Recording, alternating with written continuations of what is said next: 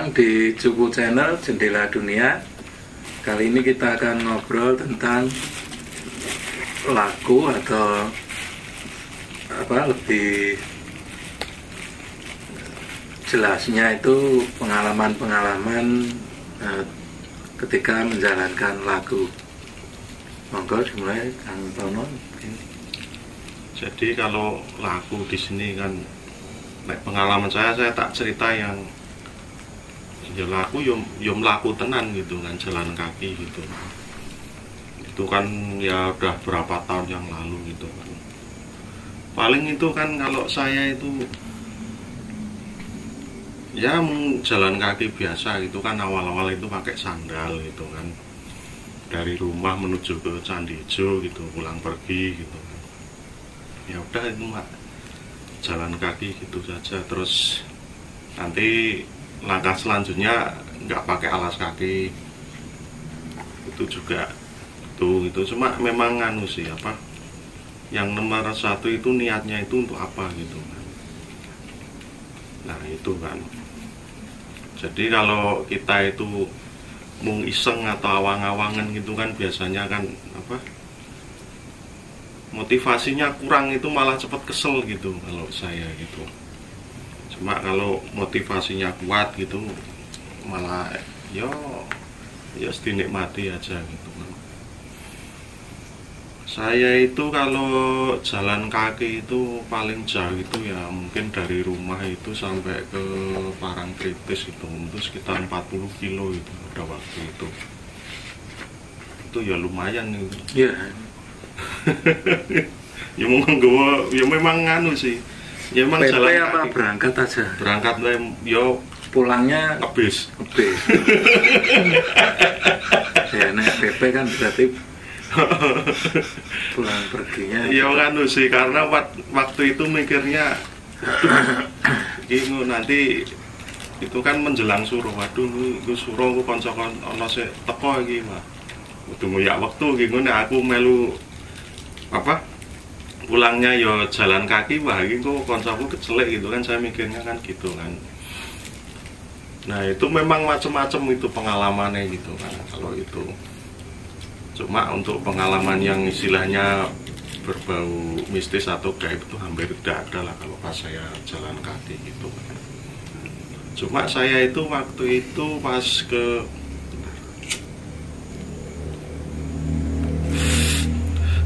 waktu ke Parangtritis itu kan, atau Parangkusumo itu kan jalan kaki itu dari rumah itu sebelum subuh kan, jalan gitu terus sampai di perempatan Gondomanan itu Jogja itu kan, terus belok kiri itu kan, habis itu istirahat sarapan gitu kan. Habis itu saya ketemu itu papasan sama, ya sama-sama jalan kaki, dia pakai baju hitam-hitam, pakai tongkat kayu tapi yang kayak ada nogone gitu loh bentuknya. Dia lagi istirahat gitu sampai tokoan gitu kan. Udah saya jalan gitu. Singkat kata sampai di Parangkusumo itu di pendoponya, dia sudah sampai di sana. Mungkin ngebis. Nah itu saya mikirnya, kok ampuh menurut mangsaku ora diselip dhewe kok Ora kelewatan. Kok iki kok tekan gini aja ngebis iki. Apa beda wong nggo lambe padha, saya juga enggak tahu gitu. Tongkatnya sama. Persis gitu. Bajunya juga sama, dia pakai caping gitu. Di sana juga sempat ngobrol-ngobrol sebentar gitu. Oh, tapi ngobrol sudah. Ngobrol sama dia itu. Enggak sempat tanya. Ku nyapa jenengan teng mriko. Oh, ora Cuma tegur sapa terus udah wis. Bapaknya tegur sapa nggak ngobrol itu berarti. Ya kan saking pundi jenengan, terus saking Kalasan gitu, terus mlampah nggih ngono kan. Terus saya tanya apa, dia lupa gitu. Ya udah, terus paling itu cuma nginep itu, saya mikirnya waduh kok nginep nek turun ning gone pasiran kok ketae kan Mas turun ning masjid wae. Berarti siang-siang pas itu sampai ke Sangan sore. Oh sore. Sebar asar gitu saya sampai sana itu. Berapa jam? Ya 11 jam lah. Jalan ini. Lumayan nih. Nah, terus kan subuh langsung di nganu karo ayo tangi gitu. Terus si khotib sing mek ada duwe subuh galak itu asem diketake kabeh sing turu ning ngono. Nah, terus kan ya udah harus pulang ngebis gitu wis. Terus ada lagi gitu kan pas yang laku jalan kaki di mana ya? Saya di Ngelanggeran itu, dari rumah Ngelanggeran itu sekitar 20 kilo. Yang ketemu pocong apa? Bukan saya Ngelanggeran itu berangkat sore. Terus ya sebelum ya bar beduk gitu kan, terus sampai di Ngelanggeran itu di bawah itu habis maghrib, guys. Aduh, kesel nih guys, turunnya munggah nyego goreng saya. Udah naik gitu kan. Nah ini di perjalanan unik gitu kan. Ya ini kan sebenarnya kejadiannya belum terlalu lama ya. Berapa tahun yang lalu, mungkin tahun 2013 apa ya, saya lupa gitu. Itu kan saya dipeseni gitu, le kowe neng Ngelanggeran. Nggih mbah. Saya kan terus beli apa gitu, persiapan gitu. Kok le tuku akeh men kuwi meh piknik apa meh laku. Terus bilang gitu. Tantan saya kan modalnya kan ngeyel. Lah yo engko nek ngeleh ning kono piye mbah gitu kan. Ya wes melaku ya, melaku ya, saya kaget ya. Loh lah iya mosok aku ngopo kowe ora mlaku. Ya udah jalan kaki gitu kan. Ya memang pesennya waktu itu wis kowe iki rasa tuku oke-oke ning kono kuwi ana sing nguripi gitu. Ternyata begitu di jalan Piungan itu, pas jalan itu ada yang manggil, "Mas, tasnya melampah nggih? Mriki kula sangoni," gitu kan. Disangoni pelem gitu. Wis toh. Terus sampai di puncak kan, singkat cerita, ada yang ngasih buah-buahan, ngasih salak gitu. Ada istilahnya anak-anak mahasiswa gitu. Mas iki nganu masalah itu wis diwedangi gitu. Paginya juga diteri sarapan gitu. Oh nginep di nganu di puncak itu saya. Waktu itu saya nganu apa? Memang disuruh pakai baju yang paling bagus itu. Ya beneran saya pakai baju yang paling bagus itu helm gitu. Oh, tak kira batikan. Ya saya batik iki waktu itu wis duwe, tapi enggak ada pakaian. Loh, nganggo klambi kuwi karepe piye? Kowe iki nek takon nganggo klambi sing paling apik iki klambi batinmu, dudu kuwi maksude. Ya kan karo.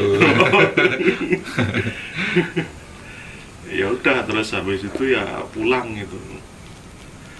Paginya pulang terus sampai rumah itu. Terus ya cuma kalau itu memang apa istilahnya pengalaman yang aneh-aneh itu pas jalan kaki itu hampir nggak ada lah nek saya itu.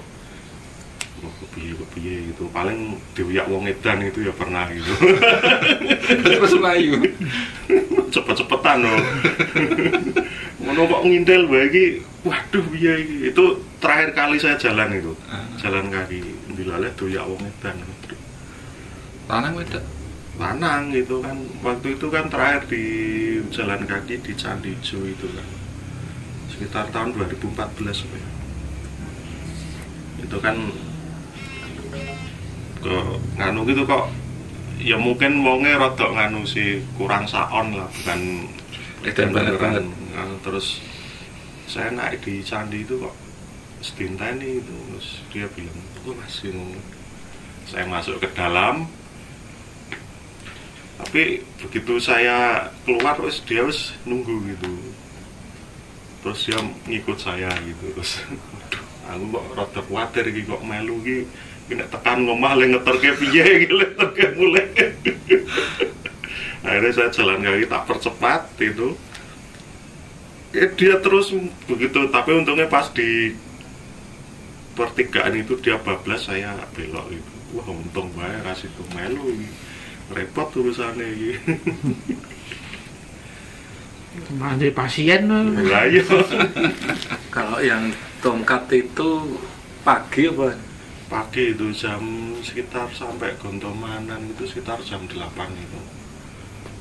Oh, Jam 8 jam 9 di itu Solo dulu malam biasanya.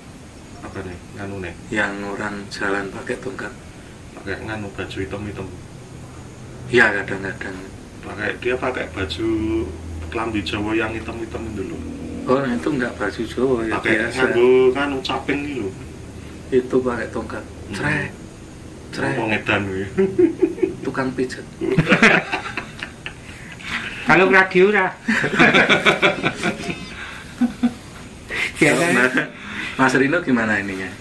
Nah, Kalau ini perjalanan cerita zaman dulu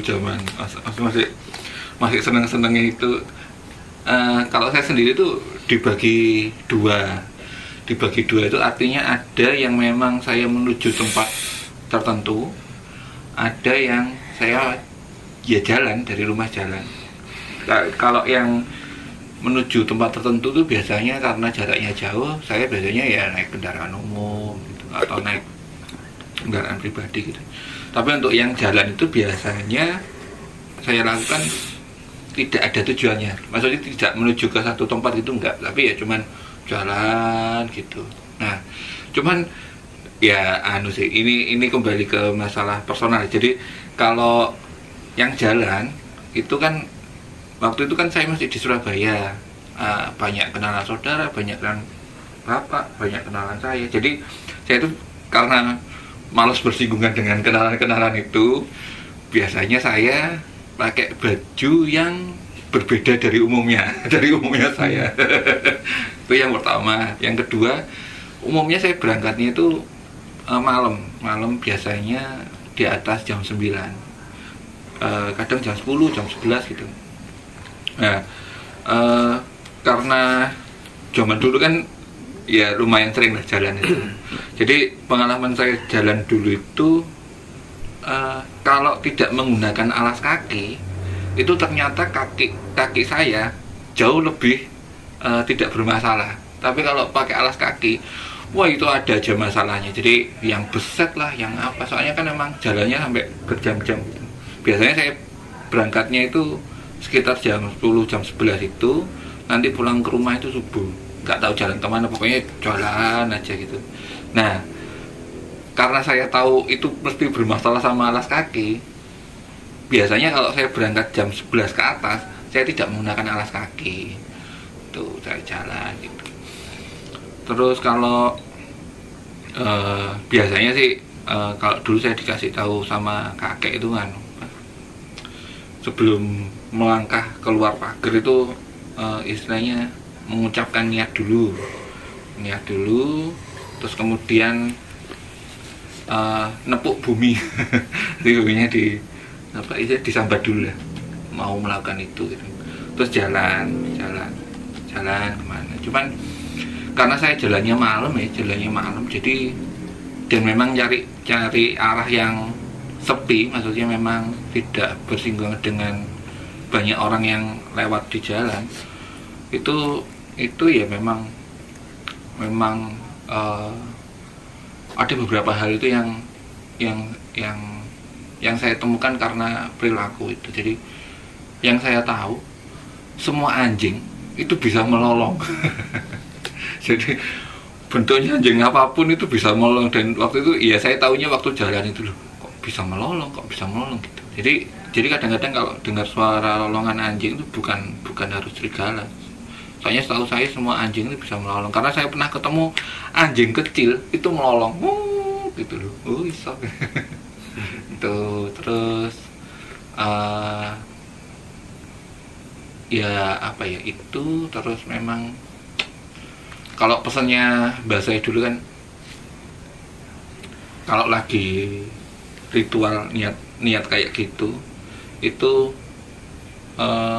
kalau ketemu yang aneh-aneh di jalan itu harus bersikap hati-hati. Tapi umumnya memang jarang ketemu yang aneh-aneh. Jadi kadang-kadang ya ada aja, kadang-kadang ketemu orang di tempat gelap terus dia minta sesuatu gitu. Tapi mintanya kadang-kadang nggak aneh, kadang-kadang cuma minta rokok sebatang gitu. Dikasih lebih nggak mau, ya kasihkan aja. Tapi umumnya sih kalau kayak curanmor atau apa-apa itu dia tidak pernah mengalami ketemu yang itu malah. Ya walaupun secara manusiawi kan aku berangkatnya deg-degan, nggak ketemu aneh-aneh. Cuman ya alhamdulillah ya, istilahnya nggak ketemu lah, nggak minta juga. Walaupun saya memang arahnya ke jalan-jalan yang relatif sepi ya, karena banyak kenalan tuh takutnya kan ngopo ini gitu. Terus ada juga pengalaman ya, ini pas ya jalan kaki juga sih, cuma kan waktu itu kan pas di daerah Bayat itu kan, di Gunung Klaten, Bayat Klaten, Gunung Jabal Kap itu kan ya naiknya jalan kaki itu kan ya sama temen gitu kan, sampai di atas puncak gitu kan dipeseni sama mbak gitu, le wengko nek midu alon-alon yo coba banter-banter nggih mbah gitu kan. Tak pikir ya memang ada apa gitu kan, tapi ternyata di situ ada ibu-ibu, dia terpisah sama rombongannya, dia takut untuk turun, akhirnya tak gandeng gitu kan. Oh ini tuh maksudnya bang, ngancani Ibu muda tuh bus tua. tua mbak. Nah ya tua banget. STU. Saya disuruh nemenin gitu. Masalahnya kan jalannya licin. Kadang memang ada pesan-pesan yang istilahnya kita nggak tahu apa, mungkin juga pemikirannya terlalu filosofis. Oh ternyata cuma begini, sederhana banget itu loh. Dan juga kalau saya ngomong soal ini jalan kaki ini kan sebenarnya salah satu manfaatnya ya, kalau itu diartikan sebuah latihan atau praktis gitu kan, ini untuk memperkuat dari sedulur tanah atau sedulur bumi. Dalam hal ini adalah memperkuat tekad kita gitu. Jadi memang latihannya pakai jalan kaki gitu. Misalnya kalau kita sering ragu-ragu untuk memutuskan ini sing tenan sing virus ini mau melangkah ke sini apa ke situ, yaitu jalan, pokoknya jalan kaki. Ya bukan jalan kaki ke warung beli rokok gitu, enggak. Wah ya orang sing ya rada adoh gitulah. Minimal 10 kilo gitu. Ya tentunya dengan niat gitu. Itu begitu bingung arep tuku klambi apa kathok mlaku sik 10 kilo. Iya. Apa-apa. Itu kejadian. Jadi bahasanya dulu itu osteoporosis. bahasanya dulu itu kan pernah bilang gini, nek jalan ngawur lah, istilah jalan ngawur nggak ada tujuannya gitu. Kalau bingung belok itu pakai napas gini, kiri atau kanan gitu kan. Tapi saya pernah nyoba pakai praktek itu. Ketika hampir subuh, tak pikir-pikir, kan biasanya saya subuh pulang karena kalau subuh kan udah banyak orang lah. Hampir subuh, ya kok saya jadinya jauh banget dari rumah. Akhirnya ya wis dibaleni wae jalannya daripada kesasar. Cuman ya memang kalau saya pribadi memang lebih sering jalannya malam hari ya, emang karena memang ya lah istilahnya kan nggak enak kalau ketemu sama temen. Nina tidak bawa cek itu tadi. Enggak. Waktu itu masih belum tahu pijet apa. Saya kira cek itu sama kalung radio cawang itu. Tapi sering ternyata kalau zaman era saya masih kecil dulu, kalau teman-temannya mbah saya, kadang kan mbah saya dulu itu punya teman kayak yang di Medion, terus di Sidoarjo gitu. Itu kalau ke Surabaya kan jalan kaki, itu bawa tongkat sama ngalung radio, telo ayang. Nah, iya. Jalan itu telo ayang. Telo ayang biasanya kita telo ayang kan cek. Iya, ini dolan ke temannya ini jalan kaki itu. Itu tongkat telo radio kan. Zaman era tahun berapa ya? 90-an. Ya 90-an itu. Nah, Mbak Sulis gimana? Saya mau menanyakan Mas Agung malam Kata di sini. Ya, kalau di saya yang pernah saya lakukan itu diusahakan dalam laku itu artinya nggak ada dawuh itu, kecuali kalau ada dawuh. Kalau nggak ada dawuh itu laku jalan itu digenapi, artinya arahnya itu sebisa mungkin itu ke 4 mata angin. Artinya ya kalau kita itu dari utara ke selatan, mau ke timur ke barat dulu nggak apa-apa, tapi itu dipenuhi. Kalau ke timur ya nanti ke selatan, lalu ke barat, ke utara, kan 4 mata angin terpenuhi. Itu untuk sekedar laku. Makanya sering-sering kalau dalam jalan itu ya seperti nganu itu, kalau di kota Jogja kan ada bentuk-bentuk kotak gitu, ya sudah berarti diikuti aja. Katanya hubungi keraton itu kan juga memenuhi 4 unsur itu, ke timur, selatan, ke barat, ke utara, kembali ke timur lagi, ke alun-alun itu kan. Jadi itu memenuhi 4 unsur, artinya semua itu dipenuhi. Sisi dari kita itu dulur papat itu kita penuhi. Itu yang non dawuh, artinya itu kita melakukan itu karena kebutuhan kita untuk adanya laku yang harus kita penuhi. Bukan harus sih sebenarnya. Latihan lah. Ya, untuk melatih diri.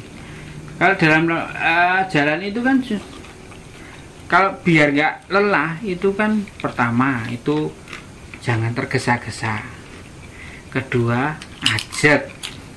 Artinya yo melaku yo ya kecepatannya sekian itu, alon-alon, nek cepat-cepat itu gampang kesel, sikili loron. Ini alon-alon itu nanti akan awet, stabil. Nah, dari situ pelan-pelan ajak. Yang ketiga nanti mempengaruhi nafas. Nafas kita menjadi lebih teratur. Nah, keempatnya dari keluar masuk nafas yang teratur itu kita sambung rasa. Di jalan itu karena tidak menentukan tempat ya, itu cuma jalan. Kalau saya dulu cuma jalan lah. Nah, dari situ diperoleh kita sambung rasa. Maksudnya rasa dengan diri kita sendiri itu disambung, kemudian kita melakukan apa yang kebutuhan kita itu pas di jalan itu. Nah, kalau pengalaman itu waktu dulu itu saya sama Mbah dulu jalan dari kota, dari Cirebon itu ke selatan ke Nitian ke Giwangan kota gede, ke utara itu ada kan lelah loh, capek, duduk di namanya apa, Tam Silver kak ya? Ya, Tam Silver. Jadi pas itu pertigaan toh. Turunan jembatan itu loh. Oh, turunan. Jembatan itu dari barat. Jalan Dagadu berarti itu. Jalan Gagendu.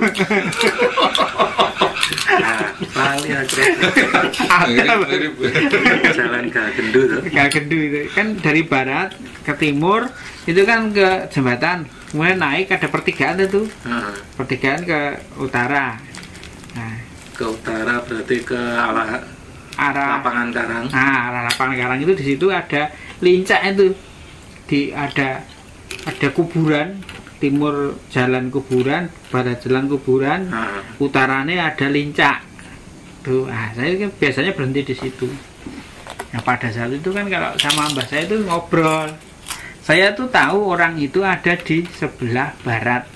Itu sekitar pukul 10 apa 11, setengah 11 gitu. Di kuburan sebelah barat itu. Yang ngobrol-ngobrol itu saya cuma batin di situ. Kan saya kira orang itu ngadang bis. Kan situ ada lewat bis kota itu tahun berapa ya? Sebelum 99 95-an lah. Nganu, saya batin. Mbok nang ngadang bus yang kono panas itu. Mbok kesini yang nganu yang lebih dingin lebih hiup gitu. Mbah saya itu ternyata ngobrol sama saya kan di selatannya. Biasa di utara saya menghadapnya ke selatan. Tapi yang lihat itu malah saya, bukan mbah saya banyak kelihatan. Nah, kan saya batin gitu, tahu-tahu orang itu duduk di belakang saya. Oh, langsung pindah gitu? Ya enggak, saya tahu dia pindah. Mbah saya itu enggak lihat. Tahu-tahu ngerti anu. Ya. Itu ada orang di belakang. Ya dari tadi, Mbah. Mbah kok ora ngerti. Nah, terus kalau dijak sama si Mbah tuh ngobrol. Ditanyai dari mana gitu. Dari Kanigoro. Kanigoro itu Delingo sana arah pinggir pantai lah. Kanigoro daerah sana. Tadi sampai sini naik apa kok sampai jam segini sudah sampai sini gitu. Nggak nganu cuman jalan. Bayangin dari sana berangkat jam berapa? Atau kok tahu-tahu pergi sampai sini ya. Terus itu rokok-rokokan itu dikasih. Nganu nih rokok. Mumpun enten iki belum bebeto bakung. Nah beda. Tetap mbah saya ngasih rokok. Nah itu kita jalan lah. Kemos kamu niku saya nganu tanya saya mbah saya itu dari mana gitu. Nah ya belepotan ya karena saya sama mbah saya ngomong bahasa Jawa. Itu dari mana gitu. Oh tak terangkan itu dari sebelah selatan ada kuburan itu yang dari sebelah barat. Nah saya itu mengbatin kok timbang nang kono tuh kepanasan tak kira saya kira itu dia menunggu bis. Saya suruh kesini yang ngiyop. Saya cuman batin begitu. Lah tak undang ngono. Mah kamu panggil itu kok. Ternyata manggilnya begitu. Oh ya wis itu ternyata itu dikonfirmasi mbah saya itu di lain waktu dan memang itu memang orang di kuburan itu sebenarnya dia sering kelihatan begitu di situ. Tuh wong berarti bukan orang. Tapi siang-siang itu jam 10:30. Iya, kadang itu yang ya aneh sih, maksudnya ya mau dibilang aneh tapi ya kenyataannya gitu. Jadi saya tuh pernah jalan dari rumah ke arah kalau di Surabaya ini Tunjungan Center. Jaraknya sekitar 10 kiloan. Nah di sana itu kan ada jam. Kan saya berangkat dari rumah itu sekitar jam 11-an, setengah 12 lah. Lah kok sampai sana itu jam 1. Padahal harusnya itu lebih. Saya kaget tuh. Kok bisa? Cuman ya kadang-kadang hal-hal kayak gitu tuh ketika menjalaninya kadang-kadang kita juga nggak tahu itu kenapa. Padahal ya rasanya ya jalan biasa aja. Ya nggak kelihatan cepet-cepet gitu enggak. Ya biasa. Tapi kadang itu ya apa ya, kadang-kadang itu ketika sering melakukan itu kadang-kadang banyak hal-hal yang kadang tanpa kita sadari itu terjadi dengan sendirinya gitu. Itu sih itu yang sih maksudnya kadang-kadang keanehan-keanehan yang kadang-kadang terjadi sih, maksudnya terjadi dengan begitu saja. Tapi ya memang kalau saya pribadi itu kan sebenarnya kan ada tuh istilahnya kalau dongra serke gitu kan mual sih setengah mati. Jadi ya kadang-kadang kayak saya melakukan itu bukan karena dawuh, bukan karena merosot gitu aja terus berangkat gitu. Itu sih kalau saya. Dan saya memang umumnya sih tidak membawa apa-apa, paling bawa korek sama uang receh buat beli sebatang atau 2 batang rokok itu. Nggak pernah bawa sampai dompet apa itu saya tinggal semua biasanya. Umumnya sih kayak gitu kalau saya.